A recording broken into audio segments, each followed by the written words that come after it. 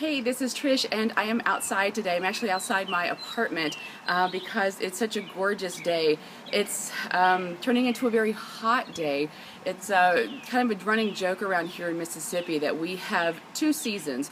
We have summer and February. And well, it's no longer February, so of course it feels like summer. In fact, yesterday was the first day of spring, but today it feels like the first day of summer. We're already getting heat and humidity. Luckily, right now we still have a bit of a breeze. But as I was walking around today, I thought today would be a great day to go ahead and get my herbs, to get them planted, because I did not start from seeds this year, and so I just wanted to encourage you to get herbs, fresh herbs for your own garden. And as you can see, I don't have a yard to put them in, so I have to do container planting. And yes, you can do this and grow great herbs yourself. So I went to my local nursery and I got lots of great stuff that I use on a regular basis. It's one of them. One of the negatives of winter is that you can't get, or you can't grow your fresh stuff. This is parsley. Parsley does not do well in winter down here, but I go through a lot of parsley, so I like to raise it myself. Parsley is one of those herbs. You want to look at your vegetables as well that don't have thick skins. If you can't buy them organically, you want to grow them. That way you know they're not being raised with pesticides, because these kinds of things really have no protection from absorbing pesticides. Sometimes fruits and vegetables that have thick skins, the pesticides don't penetrate as much into the flesh of the fruit of the vegetable, but for things like this or celery, you definitely want to buy your own. So I just want to share with you today what I got. I got this, I got parsley, and I got some, more parsley, because like I said, I go through a lot. So I'm just going to put it down in my container. And what else did I get? I got sage. Now this is regular sage. I don't go into all that variegated and the purple stuff, only because being a witchy pagan person, I want the real stuff. I want because I use sage not only in cooking, but I use it to make my sagebrush wands that I use for incense and purification. So sage is of course incredibly important. And then also we have basil. Basil is very good for you. Of course sage is good too. Let's see, what else do we have now in this bag? Ooh, oregano. Now, if you don't like oregano, it might be too strong. You might like marjoram. It's the cousin of oregano, and I've grown this, and I love both of them. Marjoram's a little bit different. It's not quite as strong as the oregano. And then, of course, what I had to get, because they had it, is a mother of thyme, which is different from English thyme or other kinds of thyme, other varieties. Again, mother of thyme. Real sage, plain old basil. I like the real stuff, the original stuff. So this is what I will be planting today, maybe tomorrow. It's kind of hot. I'm exhausted. You can see I am not meant to live down here in the tropics.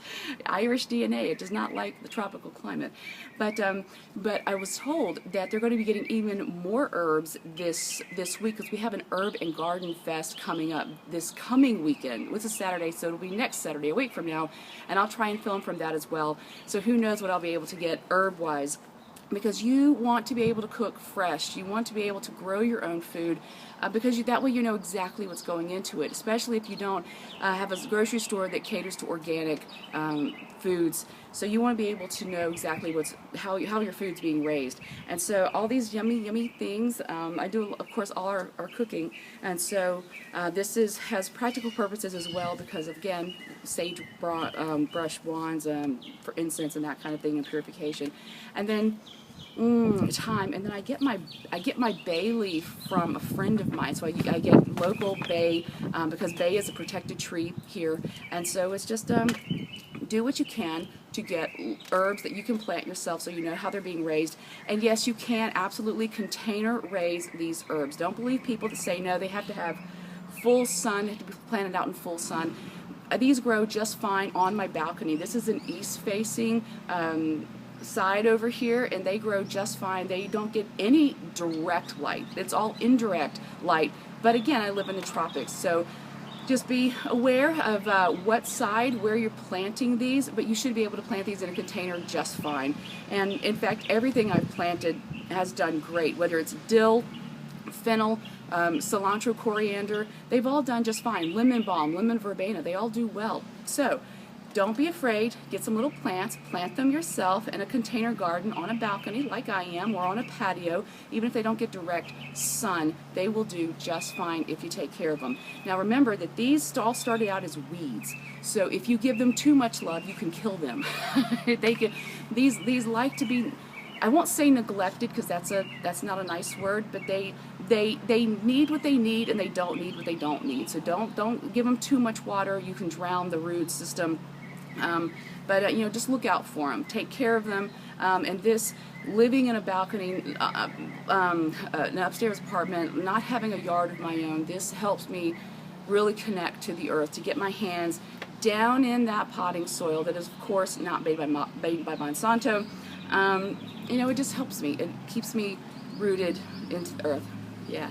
So, all right. So get out there, find some plants, some herbs that you think you would like to cook with or use in a magical workings, and get them planted. Get them planted now, so that by June they should be nice and big and bushy and wonderful. So, and get cooking with them.